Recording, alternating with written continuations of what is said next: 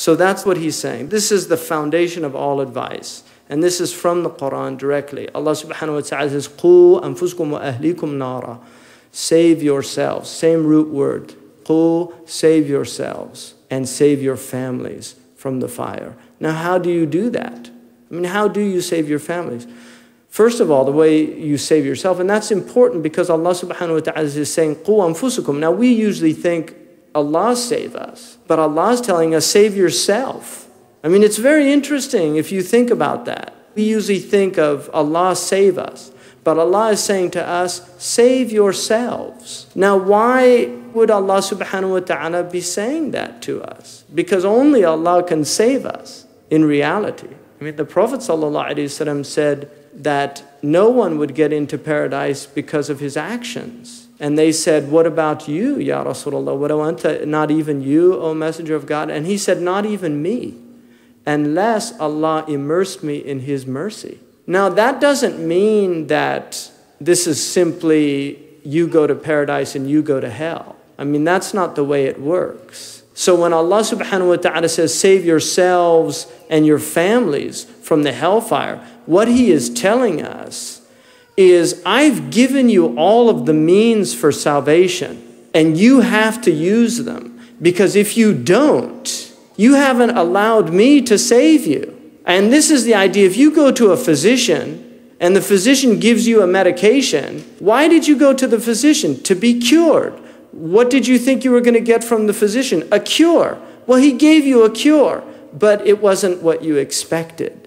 You thought he was going to give you a pill, and you just had to take it every morning and you would spontaneously get better.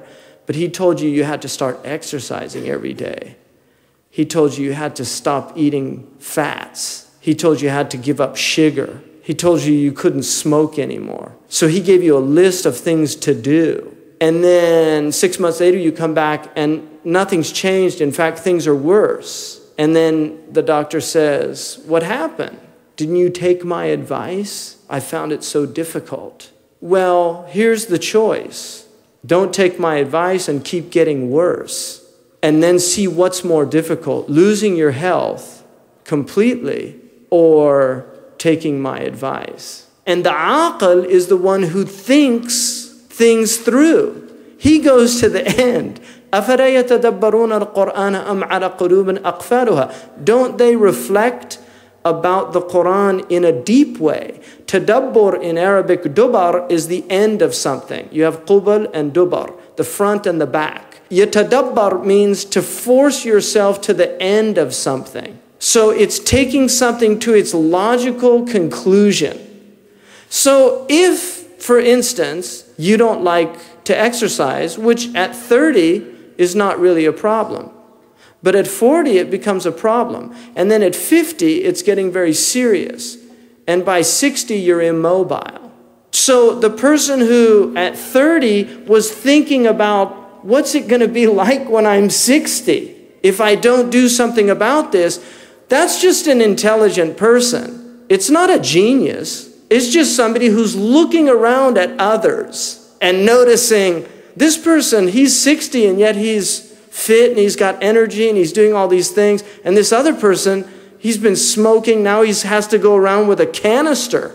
He's walking around with a canister, or he's in a wheelchair, or he's on a ventilator. And that's just looking at, that doesn't mean the fitness and all these things is going to guarantee, because there's no guarantees in anything in life other than that we're all going to die. But the point is that there are asbab in the world. Now, if you look, for instance, at people that are filled with ma'asiyah and dissipate themselves, they expend all of their energies in ma'asiyah, you will notice that by the age of 25 or 30, there is a darkness that has descended upon their faces.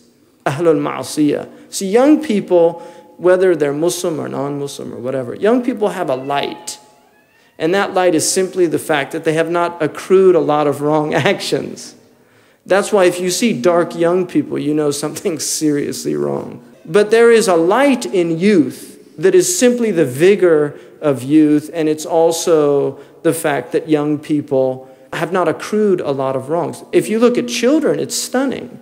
Why are people so attracted to the faces of little children? Because they see innocence. Why is that innocence there? Because there's no wrong actions. So you're attracted to purity by nature.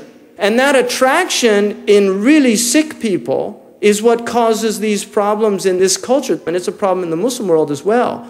Because that attraction becomes sick. Because there's platonic attraction. There's people that are attracted to virtuous people. That's their nature. There's people that are attracted to those people.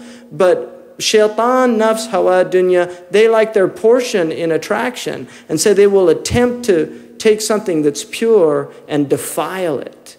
That's the nature of the dunya, is defilement. It's what the people of ihsan call kudurat. It's the kudurat of dunya.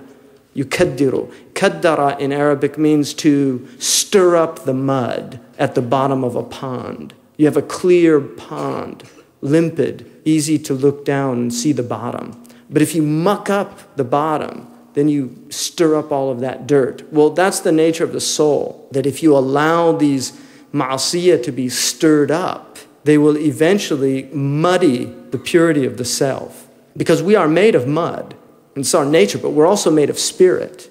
So whichever one's dominating is the one that's going to show itself. And this is why the light of the aged is obedience.